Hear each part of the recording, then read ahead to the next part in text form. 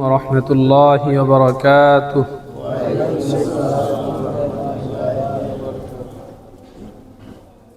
الحمد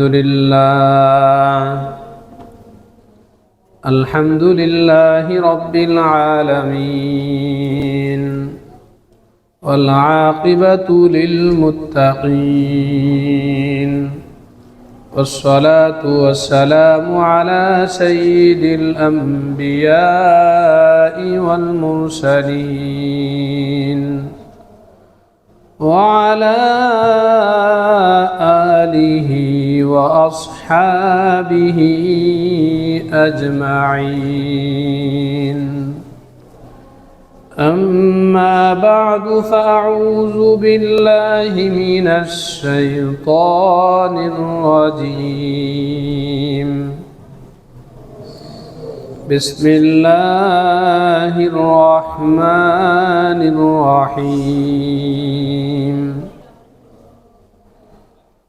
يا أيها الذين آمنوا من يرتد منكم عن دينه فيمت وهو كافر، من يرتد عن دينه،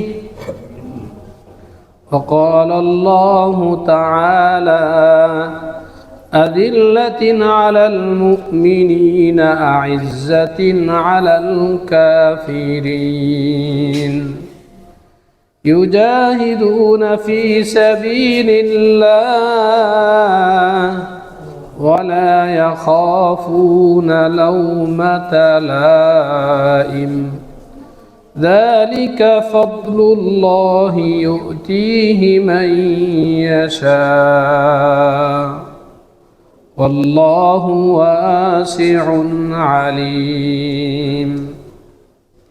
وقال النبي صلى الله عليه وسلم: صل من قطعك واعف عمن ظلمك وأحسن إلى من أساء إليك، أو كما قال النبي صلى الله عليه وسلم. آمنت بالله، صدق الله مولانا العظيم، وصدق رسوله النبي الكريم، ونحن على ذلك لمن الشاهدين والشاكرين، والحمد لله رب العالمين. اللهم صل على محمد وعلى آل محمد، كما صليت على إبراهيم وعلى آل إبراهيم إنك حميد مجيد. اللهم بارك على محمد وعلى آل محمد، كما باركت على إبراهيم وعلى آل إبراهيم إنك حميد مجيد. رہے میرا مسکن حوالی کعبہ، رہے میرا مسکن حوالی کعبہ، بنے میرا مدفن دیار مدینہ. سلام على خير الأنام وسيدي حبيبي إله العالمين محمد، بشير نذير هاشمي مكرم، عطوف رؤوف من يسمى بأحمد.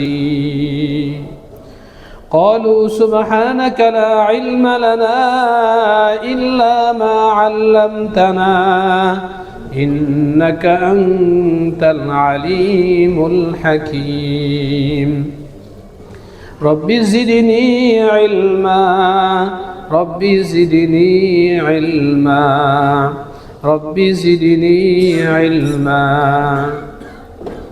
الحمد لله মুআজ্জাজ মুহতারাম সম্মানিত মুসল্লিয়ান কিরাম, আল্লাহ রাব্বুল আলামিন আমাদেরকে পবিত্র জুমার দিন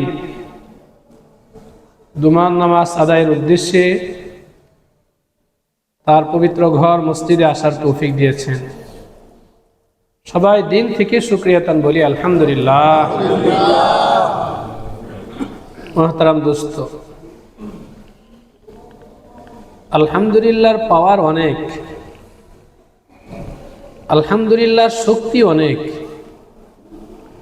আলহামদুলিল্লাহর পাওয়ার আর শক্তি যদি আমাদের সামনে প্রকাশ করা হতো শক্তিতে, তাহলে কেউ আমরা পারতাম না। এত শক্তি, এত পাওয়ার।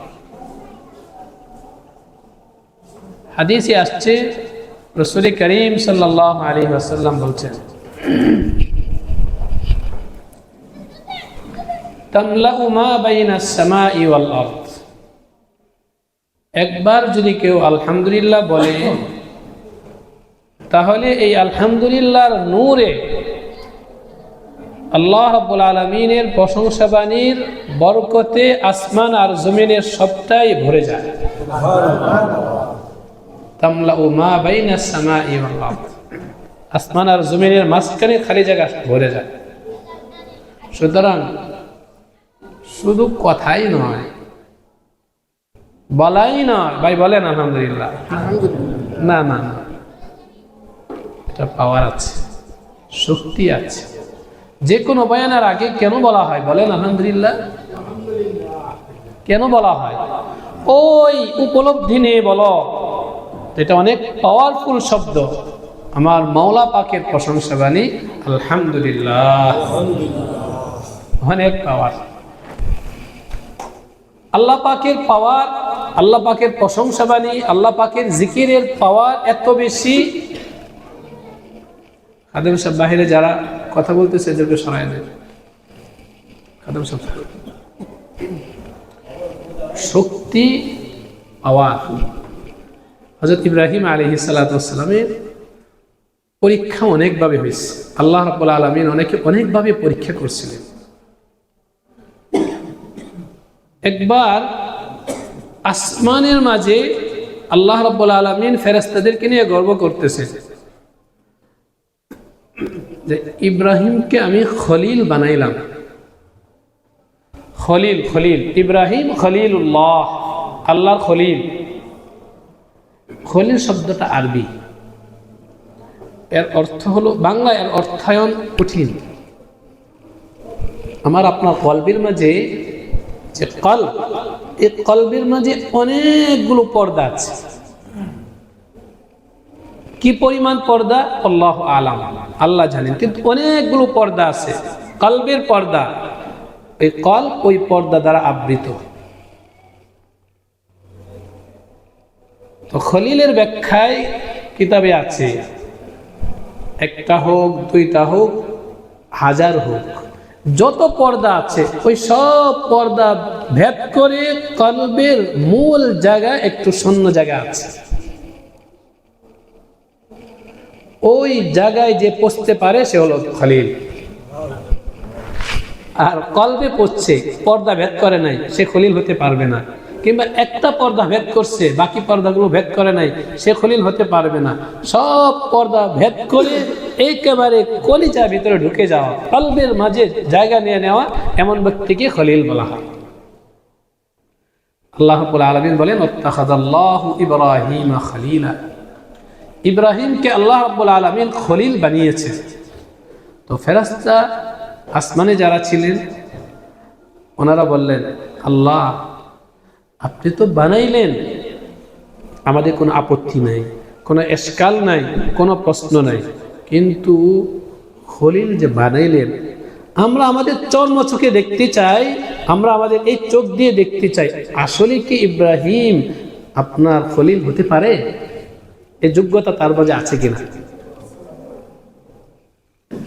আল্লাহ রাব্বুল আলামিন ফেরেশতাদের এই প্রশ্ন আল্লাহ দিয়েছেন, ওনাদের মনের ভিতরে এই প্রশ্ন যেন আসে এটা আল্লাহ তৈরি করে দিয়েছে। তো এই প্রশ্ন করার পরে আল্লাহ রাব্বুল আলামিন বললেন, হ্যাঁ তোমরা পরীক্ষা করতে পারো, যাও পরীক্ষা করো। একজন ফেরেশতা জমিনে এসে এক জায়গায় এক গাছের নিচে বসে, গহীন জঙ্গলে বসে মানব রূপী ফেরেশতা আওয়াজ করে বলছেন, সুবহানা যিল মুলকি ওয়াল মালাকুতি। এতটুকু অংশ আল্লাহ রাব্বুল আলামিন ফেরেশতাদেরকে শক্তি দিয়েছেন, এই জায়গায় আওয়াজ করলে ওটা ওই আরশে আজিম থেকে শোনা যেতে পারে। ওই ক্ষমতা আল্লাহ ফেরেশতাদেরকে দিয়েছেন। এই ব্যাপারে অন্য ঘটনা আছে। তো যখন সুবহানা যিল মুলকি ওয়াল মালাকুতি এই এতটুকু শব্দ উচ্চারণ করছেন ইব্রাহিম খলিলুল্লাহ,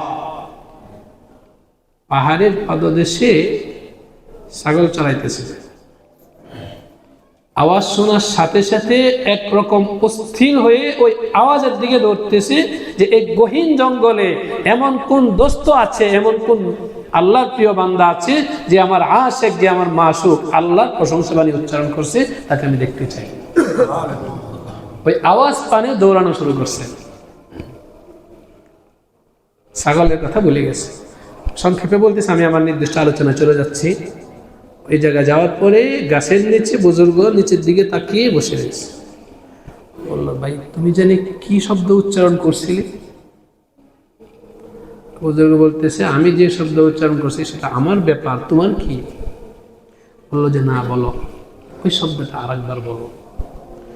মানে একবার আল্লাহ রাব্বুল আলামিনের প্রশংসা বাণী ওনার কানে পৌঁছে, আর এর লজ্জাত, এর মজা, এর স্বাদ এত ছিল যে অস্থির হয়ে ছুটে ওই লোককে বের করলেন আর বলা শুরু করলেন, তুমি যে শব্দ বলছো আবার বলো। তখন বললো, আমি এমনিই বলবো না, আমাকে কিছু দিতে হবে। বললো যে আমার তো এখন সাথে কিচ্ছু নাই, ওই জঙ্গলের পাশে এখানে ছাগল আছে, ছাগল পালের অর্ধেক তোমাকে দিয়ে দিব। আরেকবার বলো। সে আরেকবার বলছে। আরেকবার বলার সাথে সাথে আবারও বাড়ছে। आशिकों से क्या मजा है माशूकों से पूछियो, शाह गुल में क्या मजा है बुलबुलों से पूछियो। কবি বলেন, কেন বিভিন্ন ভ্রমরা মৌমাছি এই ফুল থেকে ওই ফুলে যায়, এর কি মজা, এর কি স্বাদ, এটা আমি আপনি বুঝবো না, ওই ভ্রমরা ঠিকই বুঝে, সে ঠিকই বুঝে। এই কারণে তো কত শত মাইল দূরে চলে যায় মৌমাছি, এই মজা সে বুঝে। আল্লাহকে যে পাইছে সে আল্লাহকে পাওয়ার, আল্লাহর প্রশংসা বাণীর, আল্লাহর জিকিরের মজা সে বুঝে, আমি আপনি বুঝবো না। মজা আরো বেড়ে গেছে। বলতেছে আবার বলো, বাকি পাল দিয়ে দিব তোমাকে। আবার বলছে, আবার বলো, এখন কি দিবে? তোমার তো ছাগল সব শেষ।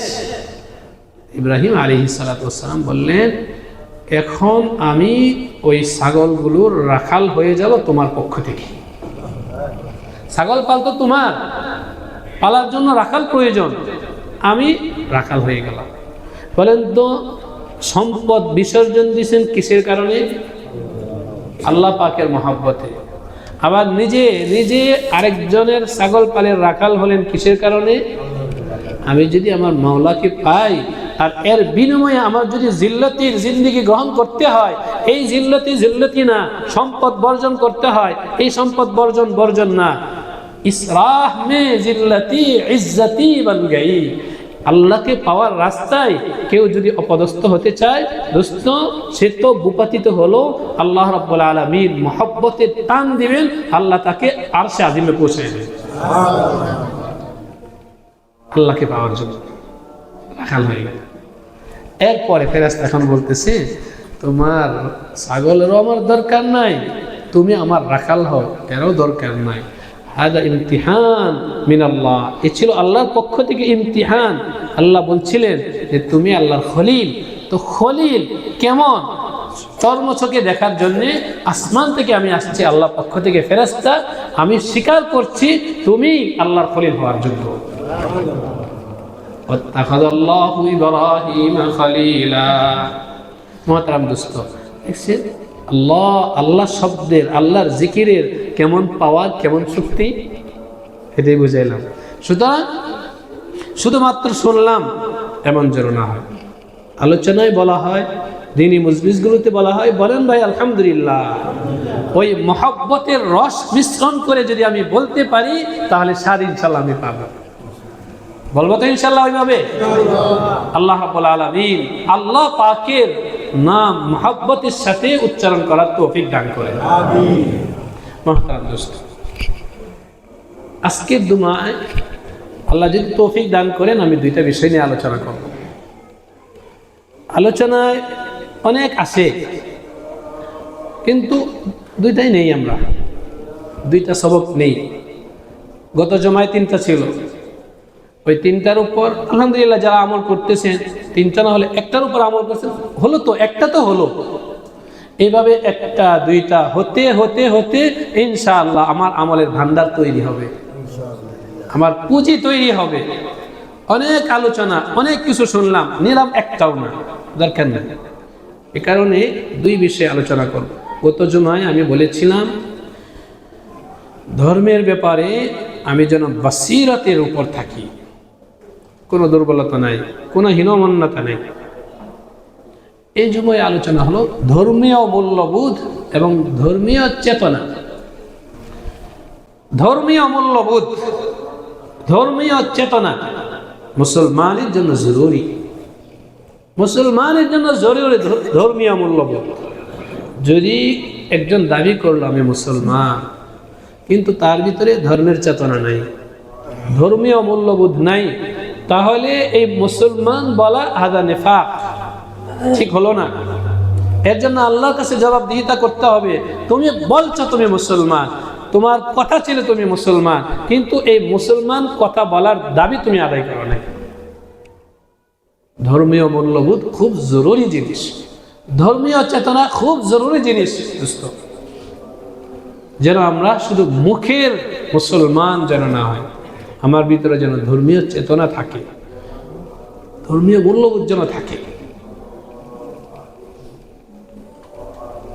আল্লাহ রাব্বুল আলামিনের কাছে যে জিনিস পছন্দ, যদি আমি জিজ্ঞাসা করি, এখন জিজ্ঞাসা করব না, এমনি বলতেছি, যদি জিজ্ঞাসা করা হয় যে আপনি কোন জিনিস পছন্দ করেন, তখন আল্লাহ যা পছন্দ করেন আমি তাই পছন্দ করি। যদি জিজ্ঞাসা করা হয় আপনি কোন জিনিস পছন্দ করেন, আমার নবী যা পছন্দ করেন তাই আমি পছন্দ করি। যদি জিজ্ঞাসা করা হয় কোন জিনিস পছন্দ করেন, সাহাবায়ে কেরাম যা পছন্দ করেছেন তাই পছন্দ করি, তাবেঈনে কেরাম যা পছন্দ করেন তাই পছন্দ করি, উলামায়ে কেরাম যা পছন্দ করেন তাই পছন্দ করি। উলামায়ে কেরামের পছন্দ আমার পছন্দ, তাবেঈনে কেরামের পছন্দ আমার পছন্দ, আম্বিয়ায়ে কেরামের পছন্দ আমার পছন্দ, সবার ঊর্ধ্বে উঠে আল্লাহ রাব্বুল আলামিনের পছন্দই আমার পছন্দ। এটা তো হলো সবাই জবাব দিবে, কিন্তু বাস্তব অর্থে এই কথার সাথে আমি আমাকে ফিট করি। আসলেই কি আল্লাহ যা পছন্দ করেন সেটাকে আমি পছন্দ করতে পারি? আমি আমাকে এই আমার কথার সাথে আমার বাস্তব জীবনকে আমি ফিট করি। এখানে আমরা যারা আছি সবাই যদি এটা বুঝি, আমি আমাকে আল্লাহর পছন্দের সাথে মিলাইতে চাই, আল্লাহর পছন্দ করতে চাই।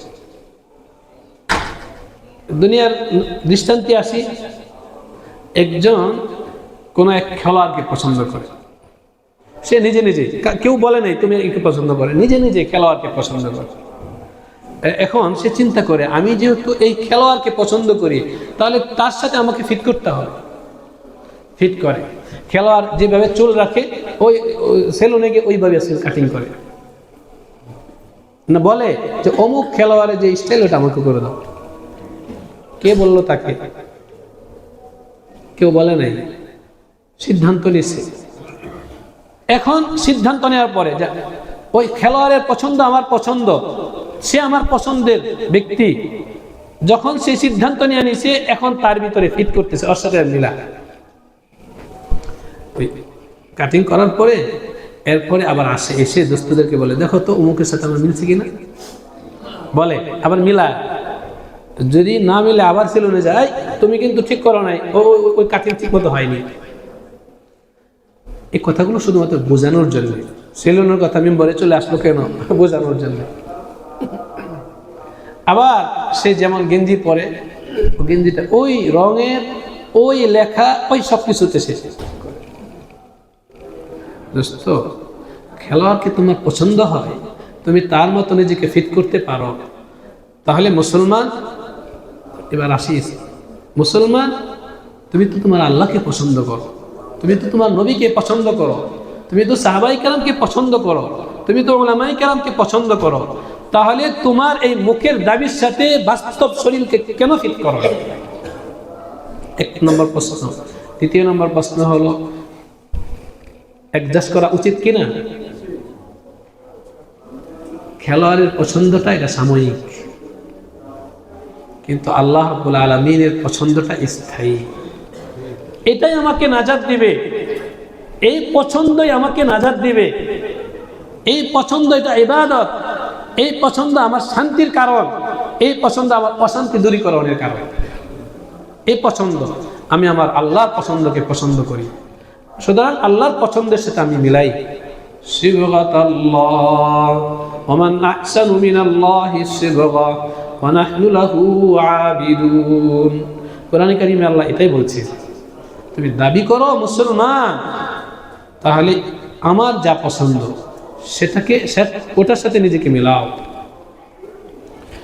মুহতারাম দোস্ত, আল্লাহ রাব্বুল আলামিনের কাছে পছন্দ হলো ইসলাম ধর্ম। ইসলাম ধর্ম আল্লাহর কাছে পছন্দের। আল-ইয়াউমা আকমালতু লাকুম দীনাকুম ওয়া আতমামতু আলাইকুম নি'মাতি ওয়া রাদিতু মানে আমি খুশি হয়ে গেলাম। ওয়া রাদিতু লাকুমুল ইসলাম দীনা, তোমাদের জন্য ইসলামকে ধর্ম বানিয়ে আমি আল্লাহ খুশি। তাহলে আল্লাহ খুশি হয়েছে, আমার নবী খুশি হয়েছে, সাহাবায়ে কেরাম খুশি। রাদিতু বিল্লাহি রাব্বা ওয়া বিল ইসলামি দীনা। রাদিতু একই শব্দ, যে আল্লাহ তার সন্তুষ্টি বোঝানোর জন্য শব্দ ব্যবহার করছেন রাদিতু।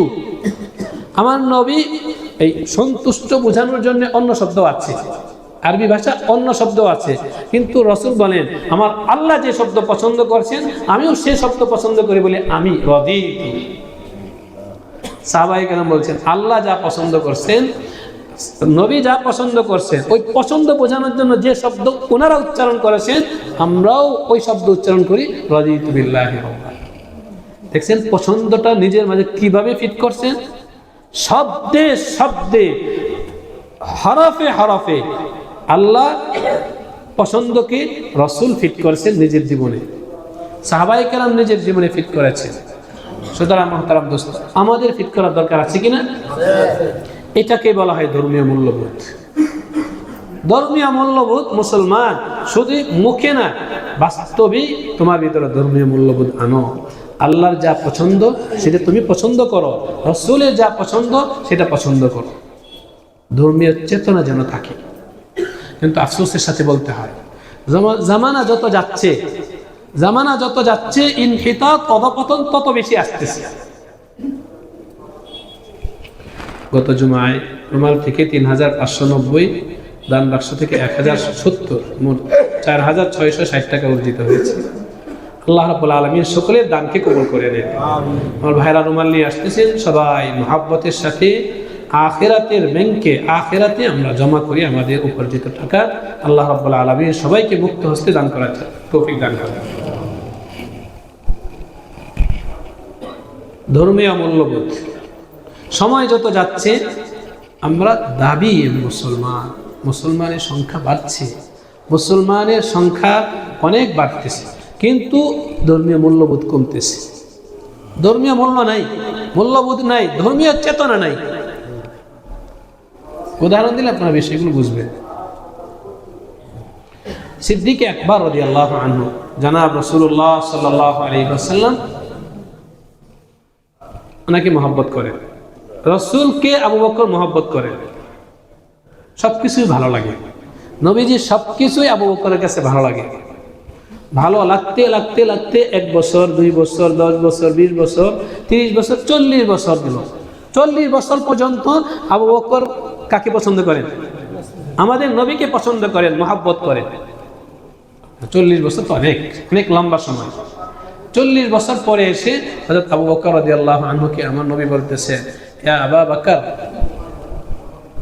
আনা নবিয়্যুন, আমি নবী, আসমানের মালিক আল্লাহ আমাকে নবী বানিয়ে পাঠিয়েছে।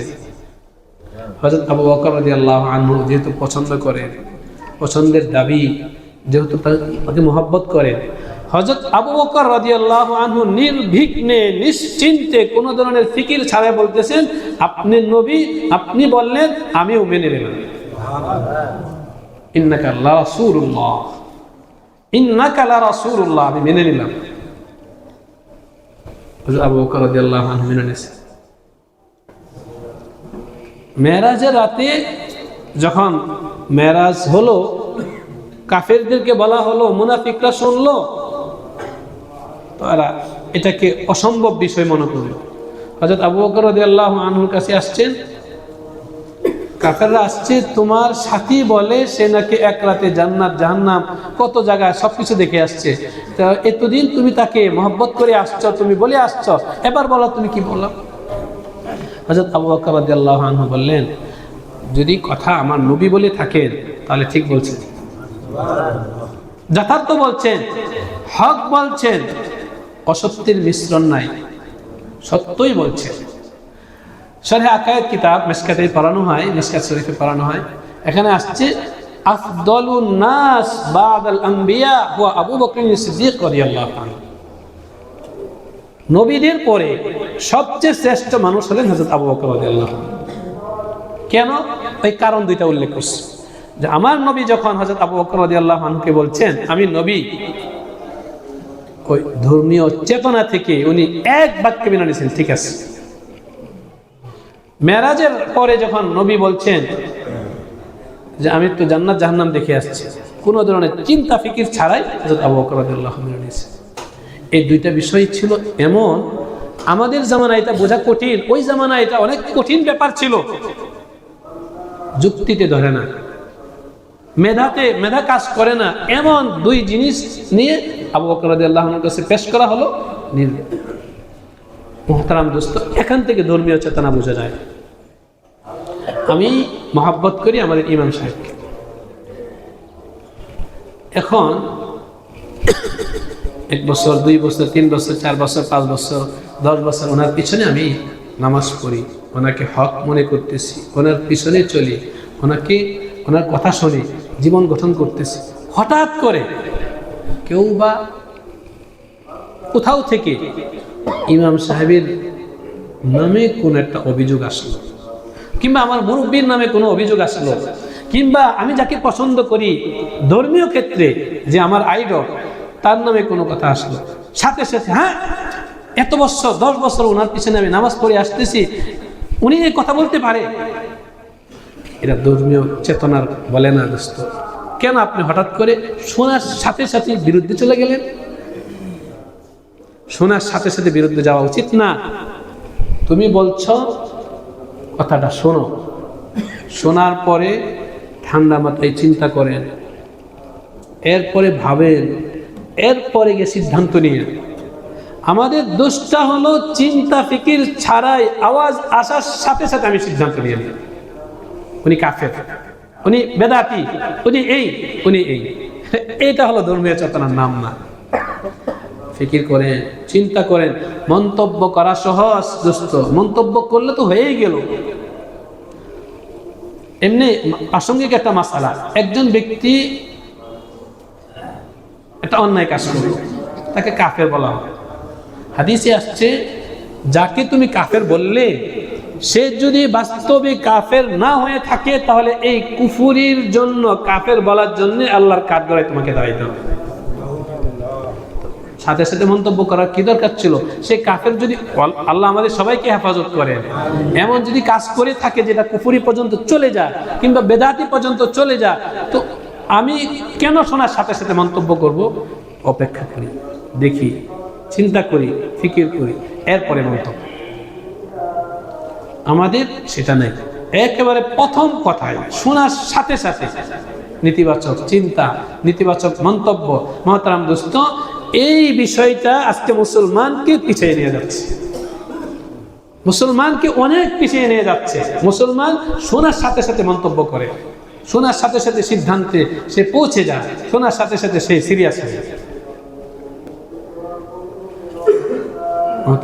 এই জামানা ধর্মীয় চেতনা, ধর্মীয় মূল্যবোধ খুব গুরুত্বপূর্ণ জিনিস। হযরত সিদ্দিক আকবর রাদিয়াল্লাহু আনহু যে মাকামে, যে সিফাতে ছিলেন, ওই সিফাতে ওঠা উচিত। একবার এক ইহুদি আর এক মুনাফিক কোন একটা বিষয় নিয়ে ঝগড়া লাগছে।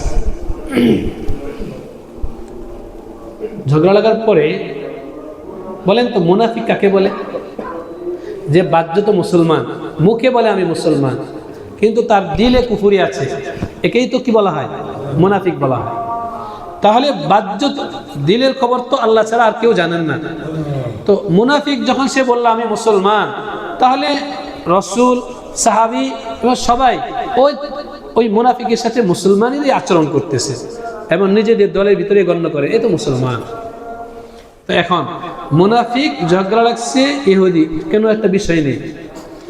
ইহুদি তো আমার নবীকে মানে না, মুনাফিক তো সে মুখের কথাই নবীকে মানে।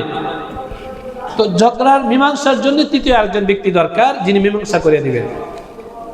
ইহুদি বলছে যে এই বিষয়ের মীমাংসা, যেহেতু তুমি মুসলমান, তাহলে এই বিষয়ের মীমাংসা আমি যদি বলি আমাদের লিডার করো, তাহলে তুমি হয়তো মানবে না। এই কারণে এই বিষয়ের মীমাংসা তোমাদের নবীর কাছে যাও, আমি প্রস্তুত আছি, চলো তুমি আর আমরা নবীর কাছে যাই, নবী যে মীমাংসা করবেন সেটা আমি মেনে নেব। এই কথা কে বলতেছে? ইহুদি বলতেছে। বলেন মুনাফিকের পক্ষে না বিপক্ষে? এই তো মুনাফিকেরই কথা, তারই তো বলার দরকার ছিল, যেহেতু সে মুখে মুখে ঈমান দাবি করে, চলো নবী মুহাম্মদ সাল্লাল্লাহু আলাইহি ওয়াসাল্লামের কাছে যাই। কিন্তু মুনাফিক উল্টা বলতেছে হবে না। এর সঠিক সমাধানের জন্য আমি নাউজুবিল্লাহ নবী মুহাম্মদকে যথার্থ মনে করি না, নবী মুহাম্মদকে আমি উপযুক্ত মনে করি না। এর মীমাংসার জন্য ওই ইহুদি পণ্ডিত কাব ইবনে আশরাফের কাছে যেতে হবে।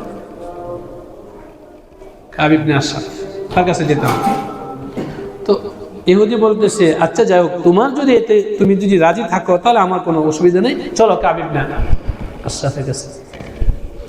যাওয়ার পরে কাব ইবনে আশরাফ দুইজনের কথা শুনে মীমাংসা ইহুদির পক্ষে, মুনাফিকের বিপক্ষে মীমাংসা করছে, ফায়সালা দিছে। এখন মুনাফিক বলতেছে এটা আমি মানি না, কাব ইবনে আশরাফের মীমাংসা আমি মানি না, তাহলে কি করা যায় কও? বলতেছে তাহলে এখন নবী মুহাম্মদের কাছে যাই। তো ইহুদি তো আগে থেকেই রাজি ছিল নবী মুহাম্মদের কাছে যাওয়া, গেছে। নবী মুহাম্মদ সাল্লাল্লাহু আলাইহি ওয়াসাল্লাম ঘটনা শোনার পরে তিনিও ফায়সালা করছেন ইহুদির পক্ষে, মুনাফিকের বিপক্ষে। মুনাফিক বলে নবী মুহাম্মদ সাল্লাল্লাহু আলাইহি ওয়াসাল্লামের সামনে বলে নাই, ওখান থেকে এসে বলতেছে এই মীমাংসাও আমি মানি না। নাউজুবিল্লাহ। তাহলে এখন কি করা যায়? এখন চলো উমরের কাছে যাই। নবীর সাহাবী উমর, সে কখনো মিথ্যাকে প্রশ্রয় দেয় না, বাতিলকে প্রশ্রয় দেয় না। মুনাফিকের ধারণা ছিল আমি যে মুনাফিক এত মুসলমান আর জানে না, এমন আমি মুমিন। আর উমরের কাছে যখন মুমিন আর কাফের মামলা যাবে, উমর তো এমনি কাফেরকে দেখতে পারে না, উমর তো এমনি কাফের বিপক্ষে। তো শোনার সাথে সাথে উমর আমার পক্ষে ফয়সালা দিবে, ইহুদির বিপক্ষে ফয়সালা দিবে। এটা ছিল ওই মুনাফিকের চিন্তা। হযরত উমর ফারুক রাদিয়াল্লাহু আনহুর কাছে যাওয়ার পরে ইহুদি বলছে যে এই মামলা নিয়ে কাব ইবনে আশরাফের কাছে যাওয়া হয়েছিল, এই মামলা নিয়ে নবী মুহাম্মদের কাছে যাওয়া হয়েছিল, ওনারা এই ফয়সালা দিয়েছেন, সে মানে না, এখন তোমার কাছে ফয়সালার জন্য আসছে। হযরত উমর ফারুক রাদিয়াল্লাহু আনহু বললেন দাঁড়াও, আমার কাছে ফয়সালা আছে, উত্তম ফয়সালা আছে। হযরত উমর ফারুক রাদিয়াল্লাহু আনহু ঘরে গিয়ে তলোয়ার এনে ওই মুনাফিকের গর্দান উড়াই দিয়েছে। মুনাফিকের গর্দান উড়াইছে, একেবারে দুনিয়া থেকে বিদায় করেছে। এখন মুনাফিকের পরিবার আসছে যে একজন নিরপরাধ ব্যক্তিকে উমর হত্যা করেছে, ও হত্যার বিচার চাই। ইসলামী কাজায়, ইসলামী নীতিমালায় কিছু উসুল আছে, নীতি আছে। কাজী জাহিরের উপর ফয়সালা করবে, বাহ্যত কথার উপর ফয়সালা করবে। আল বাইয়িনাতু আলাল মুদ্দাঈ ওয়াল ইয়ামিনু আলা মান আনকার। অর্থাৎ বাদী দলিল দিবে, যদি বাদী দলিল দিতে না পারে তাহলে বিবাদীকে বলা হবে যে বাদী তো দলিল দিতে পারে নাই, এখন তুমি কসম খাও, আল্লাহর নামে কসম খাও। যদি বিবাদী কসম খায় তাহলে মামলা চলে যাবে বিবাদীর পক্ষে, আর যদি বাদী দলিল দিতে পারে তাহলে মামলা যাবে বাদীর পক্ষে, উপযুক্ত দলিল যদি দিতে পারে। এইভাবে কাজীর নীতিমালায় রাসূল করিম সাল্লাল্লাহু আলাইহি ওয়াসাল্লাম দেখছেন যে উমরের হত্যাটা আসলে কি ছিল, ঠিক ছিল না। মানে কাজীর নীতিমালায়, কাজার নীতিমালায় উমর হত্যা করছে, বেঠিক করছে। সুতরাং উমরকে কি করতে হবে, মানে হত্যার বদলে হত্যা করতে হবে। ওমর রাদিয়াল্লাহু আনহু উনি ছিলেন মজবুত, ওমর রাদিয়াল্লাহু আনহু ছিলেন মজবুত। রাসূল কারীম সাল্লাল্লাহু আলাইহি ওয়াসাল্লাম চিন্তায় পড়ে গেছেন কি করবেন। আল্লাহ রাব্বুল আলামিন আসমান থেকে জিবরাইলকে পাঠিয়ে ওহী নাজিল করছেন, ওমর যে কাজ করছে এটাই সত্যি কাজ করছে। হযরত ওমর ফারুক রাদিয়াল্লাহু আনহুর পক্ষে আসমান থেকে জিবরাইল আলাইহিস সালাতু ওয়াস সালামের মাধ্যমে আল্লাহ রাব্বুল আলামিন আয়াত নাজিল করছেন। সূরাতুন নিসা 1 পৃষ্ঠা নয়, 2 পৃষ্ঠা নয়, 3 পৃষ্ঠা নয়, 4 পৃষ্ঠা এই ঘটনা প্রসঙ্গে আল্লাহ রাব্বুল আলামিন আয়াত নাজিল করেছেন। এবং বলছেন ওমা আরসালনা মির রাসূলিন ইল্লা লিইউতাআ। ওমর এই কাজটা করছে ধর্মীয় চেতনা থেকে। ওমরের ফিকিরটা ছিল আমার নবী ফয়সালা করেছেন, আমার নবীর ফয়সালা যে মানতে পারে না তার দুনিয়াতে থাকার অধিকার নাই। মুসলমান সে তো কাফের না, মুনাফিক কি কাফের নাকি? ওই তখনও তো তার নিফাক স্পষ্ট হয়নি, বাহ্যত তো সে মুমিন।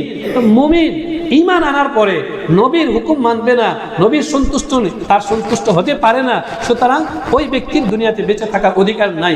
এই চেতনায় ওমর ফারুক রাদিয়াল্লাহু আনহু ওই মুনাফিককে বিদায় করে দিয়েছে। আল্লাহ রাব্বুল আলামিন বলছেন ওমর ঠিক করেছে। মুহতারাম দোস্ত, তাহলে ওই প্রথমের আলোচনায় আমার পছন্দ, আমার ইচ্ছা, আমি মুসলমান, আমার সব কিছু কার পছন্দ মতো করতে হবে? আল্লাহর পছন্দ মতো করতে হবে, রাসূলের পছন্দ মতো করতে হবে। ধর্মীয় চেতনা আমার মাঝে আনতে হবে। যদি ধর্মীয় চেতনা আমার ভিতরে না আসে, মুহতারাম দোস্ত, কদমে কদমে, সময়ে সময়ে আমরা ধর্ম থেকে পিছনে চলে যাচ্ছি। নামে মুসলমান থাকবে, চেতনায় মুসলমান থাকবে না দোস্ত। আজকে মুসলমানের অধঃপতন এই কারণে, মুসলমান তার ধর্মীয় চেতনা বুঝে না, ধর্মীয় মূল্যবোধ বুঝে না। মোহতারাম দোস্ত, সময় শেষ হয়ে গেল, এই কারণে আজকের জুমায় 2টা বিষয়ে আলোচনা করতে চেয়েছিলাম। এই একটা বিষয়ে আলোচনা করলাম, আমি যেন আমার ধর্মীয় চেতনায়, আমি যেন আমার ধর্মীয় চেতনার উপর থাকি, এটাকে বোঝার চেষ্টা করি, এটাকে লালন করার চেষ্টা করি। একটা উদাহরণ দিয়ে আমি আলোচনা শেষ করব। বাবা তার মাদকাসক্ত সন্তানকে বলছে, বাবা তুমি মদ খেও না। এখন যে মাদকাসক্ত, বলেন তো সে ভালো পথে আছে নাকি খারাপ পথে আছে? যে নেশাগ্রস্ত সে তো খারাপ পথে আছে, কিন্তু সে তো নেশাগ্রস্ত হয়ে গেছে, সে তো এটা বুঝে না। তার কাছে তো মদ ভালো লাগে, নেশা ভালো লাগে, এর ভিতরে সে প্রফুল্লতা অনুভব করে, এর ভিতরে সে শান্তি পায়। কিন্তু বাবা সে তো দায়িত্বশীল, সে তো বুঝে আমার সন্তান ধ্বংসের দিকে যাচ্ছে। তো বাবা বলল, বাবা তুমি মদ খেতে পারো না, নেশা করতে পারো না। সন্তান বলতেছে, না হতে পারে না, আমি তাই করব, আমি আমার মতোই চলব। এনে বাবা আর সন্তানের মাঝে কয়েকদিন পর পরেই বাকবিতণ্ডা হয়, তর্ক হয়। এখন বাবার আরেক যে সন্তান যে ভালো, সে যদি মাঝখানে এই কথা এসে বলে, আপনারা কি হয়েছে, আপনাদের কি হয়েছে, পরিবারের ভিতরে ঝগড়া লেগেই আছে, বাবা আপনি ভালো হইতে পারলেন না, আর ওই ভাইকেও বলতেছে তুমিও ভালো হইতে পারো না, ঝগড়া কেন? তৃতীয় ছেলে, ওই তৃতীয় পক্ষ যদি এই কথা বলে, তাহলে তার কথাটা কি ঠিক? আমি কি কথাটা বুঝাইতে পারছি? তৃতীয় সন্তান যদি এই কথা বলে, বাবা আপনি আমার এই ভাইয়ের সাথে সবসময় ঝগড়াই লেগে থাকেন, সবসময় আপনাদের ভিতরে বিবাদ বিতান্ডা, এটা কেন, এটা পরিহার করেন, তার এই কথাটা মুহতারাম দোস্ত ঠিক না। তার এখানে বলার দরকার ছিল বাবাকে না, ওই মাদকাসক্ত ভাইকে, ভাই আমার বাবা যা বলতেছেন ঠিক বলতেছেন, তুমি ফিরে আসো, তুমি ফিরে আসো, তুমি অন্যায় পথে আছো, তুমি ফিরে আসো। যে অন্যায় অন্যায়কারী তার অন্যায়টাকে নিঃসন্দেহী করে নির্দিষ্ট করে তাকেই বোঝানো। উল্টা বাবা আর সন্তানের ভিতরে ঝগড়া কেন? এই ঝগড়া আপনি দেখেন না। ধর্মীয় চেতনা এটা বলে যে খারাপ পথে আছে তাকে বলো, যে ভালো পথে আছে তাকে বাহবা দাও, আলহামদুলিল্লাহ আপনি সতর্ক করছেন, আপনি দায়িত্ব পালন করছেন, আপনি আপনার আদর্শে আছেন। এটা হলো ধর্মীয় চেতনার নাম। আগে ধর্মকে বুঝেন, এরপর এটাকে লালন করার চেষ্টা করেন। এটা হলো আল্লাহর দাবি, ইসলাম ধর্মের দাবি। এমনি এমনি কবরে প্রশ্ন হবে না আমা দীনুকা, তোমার ধর্ম কি, কবরে প্রশ্ন এমনি হবে না দোস্ত। ওই ব্যক্তি, সবাই যারাই ইসলামের দাবি করে সবাইকে প্রশ্ন করা হবে, আর উত্তর ওই ব্যক্তি দিতে পারবে যে ধর্মকে বুঝছে, ধর্মীয় মূল্যবোধ, ধর্মীয় চেতনা যার ভিতরে আছে, সে প্রশ্ন এটা উত্তর দিতে পারবে। যেমন ওই সন্তান, বাবা কেউ বলতেছে আপনি ঝগড়া করতেছেন, বাবাকে ঝগড়া করতেছেন, দরদ নিয়ে মহব্বত নিয়ে বাবার দায়িত্ব থেকে বাবা ওই সন্তানকে বোঝাচ্ছেন, আর তুমি এটাকে ঝগড়া মনে করছো। মুসলমান কোথায় যাবে? তোমার ইসলাম কোথায় যাবে? তোমার ধর্ম কোথায়? আল্লাহ রাব্বুল আলামিন আমাদের সবাইকে বোঝার তৌফিক দান করেন, সবার ভিতরে ধর্মীয় চেতনা মূল্যবোধ জাগ্রত করার তৌফিক দান করেন। আলহামদুলিল্লাহ, আমাদের মসজিদ সংলগ্ন মসজিদের সাথে যে মাদ্রাসা নবীনবাগ নুরুল উলুম মাদ্রাসার উদ্যোগে হিফজ সমাপনী ছাত্রদের পাগড়ি প্রদান উপলক্ষে ৮ম বার্ষিক ওয়াজ ও দোয়ার মাহফিল আগামী ২৫শে জানুয়ারি। সবাই আলহামদুলিল্লাহ বলি। মহতারাম দোস্ত, আমরা এই মসজিদের মুসল্লি, মসজিদের মাদ্রাসা আমাদেরই মাদ্রাসা। এই মাহফিলকে কামিয়াব করার জন্য দোয়ার মাধ্যমে, পরামর্শের মাধ্যমে, সহযোগিতার মাধ্যমে আমরা সবাই চেষ্টা করবো ইনশাআল্লাহ। আল্লাহ রাব্বুল আলামিন এই মাহফিলকে কবুল করে নেন, এই মাহফিলকে অত্র এলাকার মানুষের হেদায়েতের জরিয়া বানায় দেন। আগামী ২৫শে জানুয়ারি রোজ শনিবার আসর থেকে এই মাহফিল শুরু হবে।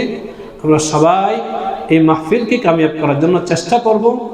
মাহফিল ইনশাআল্লাহ আমি চেষ্টা করলে আমি কামিয়াব হব। যদি আমি